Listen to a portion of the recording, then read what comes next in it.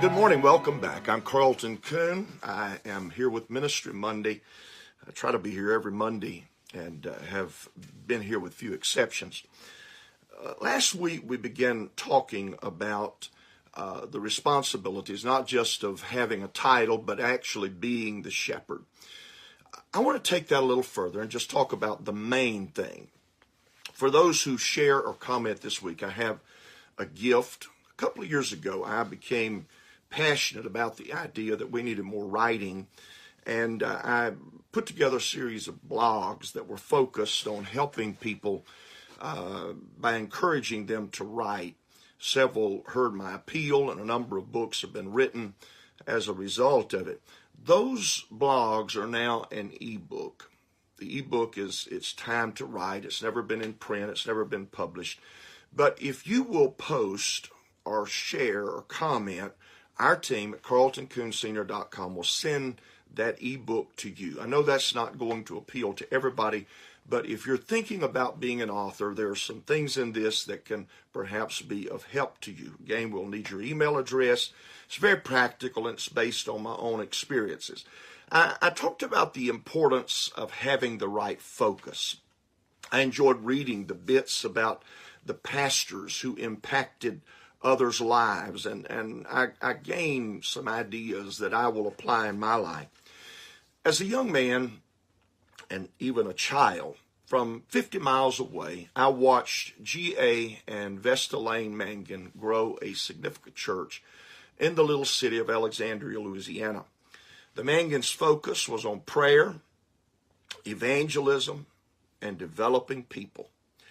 I've heard her talk about having girls in their home shortly after they had become pastor in Alexandria, young ladies that would stay there overnight on Saturday, and all of them be up early, her cooking breakfast for them and then training them on how to fix their hair and look good for Sunday morning church. Those young ladies became part of a core of people who helped grow that church and get it started toward what it is today. For G.A. and Vesta Mangan, there was never any doubt that the main thing was the main thing. They were pastors, so they were going to do the work of a pastor. The Mangans took it to the extreme. They were seldom, if ever, gone on a weekend. Vacations were general conference, and even then, one or the other would be back on Sunday because their church, their flock, was the priority to them. Sister Mangan would later tell Norma and I, don't do this like Gerald and I did. Take some time off. Take some time for yourselves. And we took her advice to some degree. We haven't been as intense or as disciplined. I doubt we've accomplished as much. I know we haven't accomplished as much as G.A. and Vesta Lane Mangan. But we did make growing the people of God the main thing of our lives. My grandfather, Ben Frazier, birthed a church or two. One of them is in Tioga, Louisiana. In many ways, Grandpa was a much better pastor than I am. When I was a young bivocational pastor, an executive with a company that I was working for, I became a bit more than distracted by my work. I was good at it, and I enjoyed it. And I remember sitting on the back porch with Grandpa, rocking in their screened-in porch in central Louisiana, and him saying to me, "Now, Carlton Lane, son, don't ever forget the church.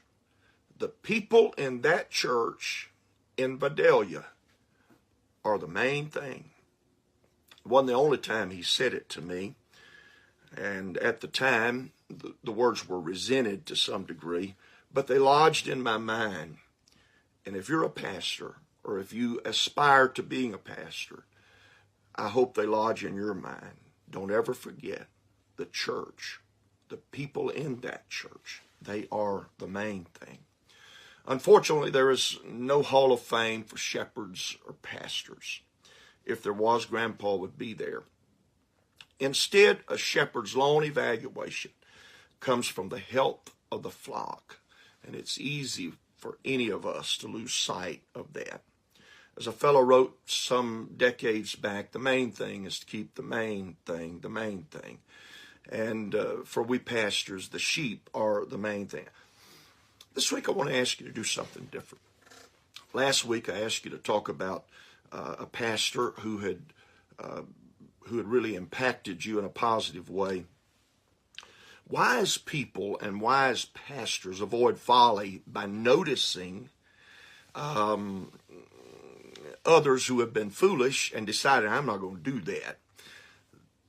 This week I'd like some comments without names, and be as obscure about this as you can, of some non-shepherd behavior you have seen from someone who was called pastor.